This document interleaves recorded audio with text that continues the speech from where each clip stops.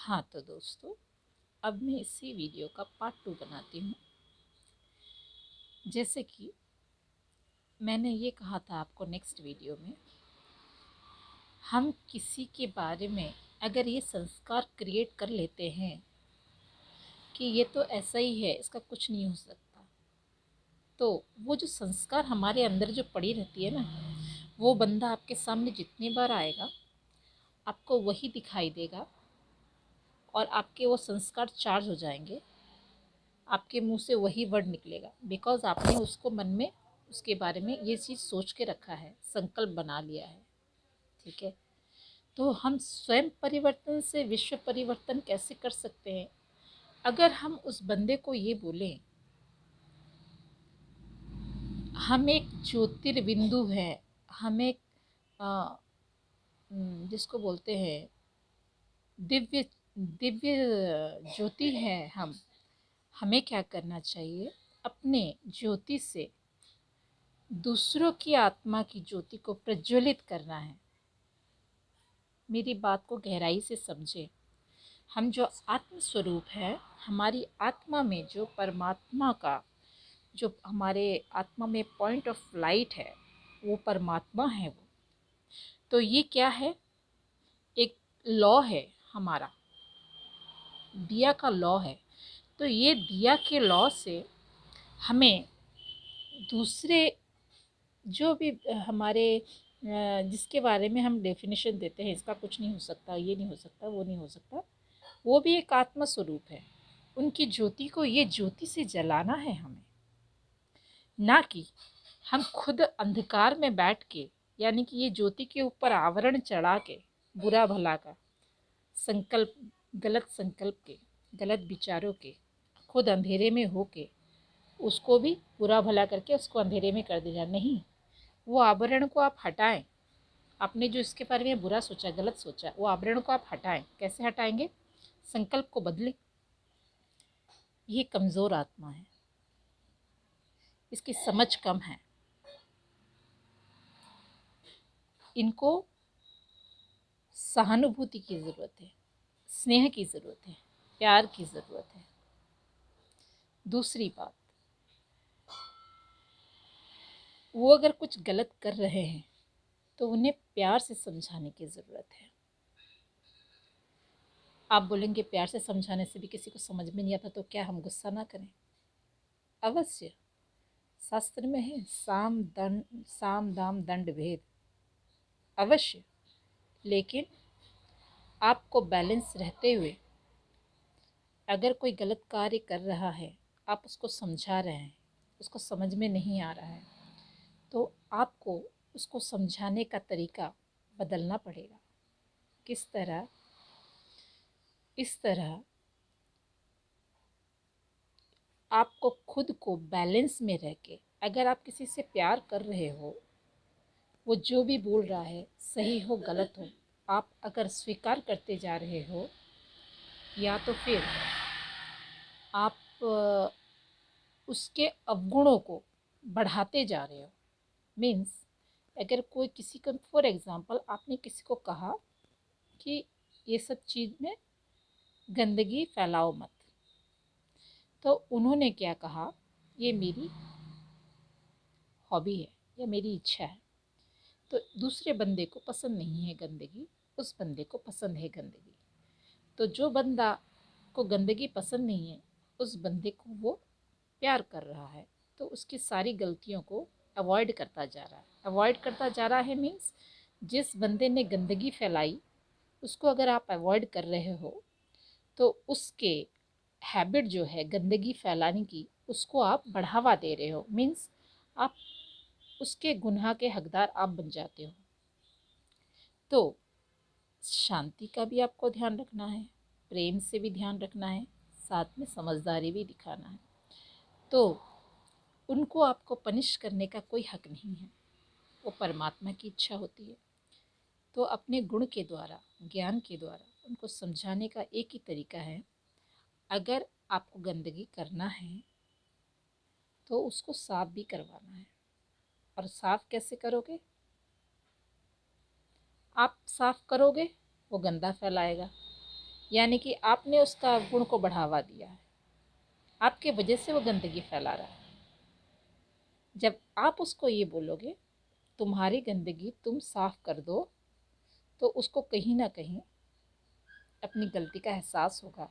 उसको जब तकलीफ़ लगेगा कि मैं गंदा करूँगा तो मुझे ही साफ़ करना पड़ेगा, तो हो सकता है वो गंदगी करना कम कर दे। सिंपल सी बात है ना। हम वहाँ तलवार नहीं निकाल सकते, ना ही उनका जो अवगुण को बढ़ाने के लिए हम स्वयं बार बार वो गंदगी करें हम साफ़ करें, वो गंदगी करें हम साफ़ करें। उससे क्या होता है, इम्बैलेंस। आप जो है थक जाओगे, वो उसका अवगुण जो है बढ़ जाएगा। इसीलिए उनके गुण को भी हमें मद्देनज़र रखते हुए उनके ये गुण को हमें ख़त्म करना है। यानी कि आपकी आत्मा जो ज्योति स्वरूप जल रही है, उनकी आत्मा को भी आपको ज्योति स्वरूप प्रज्वलित करना है, ना कि वो अगर कोई अवगुण है तो वो अवगुण को आप बढ़ावा दो। समझ गए मेरी बातों को। तो मैं ये बता रही थी आपको, जैसे हमारे आत्मा में लेयर पड़ते जा रहे हैं संस्कार के, हमारी सोच की, किसी के प्रति गलत धारणा की, तो आप इसी जन्म में परमात्मा की याद में रहते हुए अपने आप को उनको समर्पित करते हुए एक एक कार्य, एक एक कोई भी चुनौती आता है तो उसको एक्सेप्ट करके अपने आप को सिर्फ ये समझना है कि हम ये शरीर है नहीं, हम सिर्फ एक वही परम चैतन्य है, परमात्मा स्वरूप है। ठीक है, वही दिव्य ज्योति जो हमारा बीज रूपी आत्मा का है।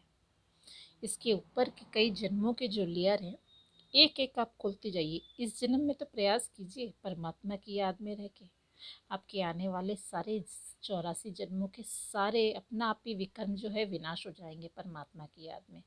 सिर्फ इसी का ध्यान रहना है कि आप एक परम ज्योतिर्बिंदु आत्मा है, और आपको कुछ इसके अलावा याद नहीं रहना चाहिए। हालांकि मैं समझती हूँ ये बहुत लोगों के लिए डिफ़िकल्ट हो जाता है, क्योंकि माया का जो जाल होता है बीच बीच में आती है सताने के लिए। कर्म इंद्रियों की जीत बनी है। कहीं भी जाए, घर में रहे, आश्रम में रहें, गृहस्थ आश्रम में रहें, जहाँ भी रहें, हमें पल पल ये चीज़ का ध्यान रहना चाहिए। हम हैं कौन? हम वही दिव्य चैतन्य हैं, वही परम स्वरूप है, जो कि धीरे धीरे अभी ये कलयुग के अंत में सारे देवी देवता भी मनुष्य रूप में इस धरती पे आ चुके हैं। तो मेरे सारे 36 कोटि देवी देवताओं जो जो मनुष्य रूप में आ गए हैं, वो अपने अपने जो गुण हैं, अपने आप को मनुष्य समझ के और भी मन देवता गुण से नीचे नीचे कर्म अगर करते जा रहे हैं, तो अपने देवता का जो शक्ति है उसको भी वो खोते जा रहे हैं। तो सब जागो, मेरे सारे 36 कोटि देवी देवताओं, सब जागो। आप सभी जागो, और सब जाग भी रहे हैं हमारे परमात्मा की इच्छा से। ठीक है, जितनी 36 कोटि देवी देवता है, अपने वो आत्मा के बीच स्वरूप को स्मरण करें। आप थे कौन, अभी आप कैसे हो गए हो। आपकी ये सोच नहीं है किसी के प्रति। आप अगर ऐसा सोच रहे हो वो हमारे साथ गलत करा तो हम कैसे सही करें, ये भी आपकी कहीं ना कहीं पुरानी पड़ी हुई संकल्प जो आपने बनाया था, वो उसका काम है। संकल्प को बदलो, संकल्प को बदलो, विचारों को बदलो, आप खुद स्वयं बदलो। स्वयं परिवर्तन से विश्व परिवर्तन। मेरी बात समझ गए अच्छी तरह से। स्वयं की परिवर्तन से विश्व की परिवर्तन। अगर कोई नहीं बदलता है, हमें बदलना है। इसका मतलब ये नहीं है हम उससे बात ना करें, उससे रिलेशन ना रखें, बिल्कुल नहीं। हम ज्योति स्वरूप आत्मा हैं।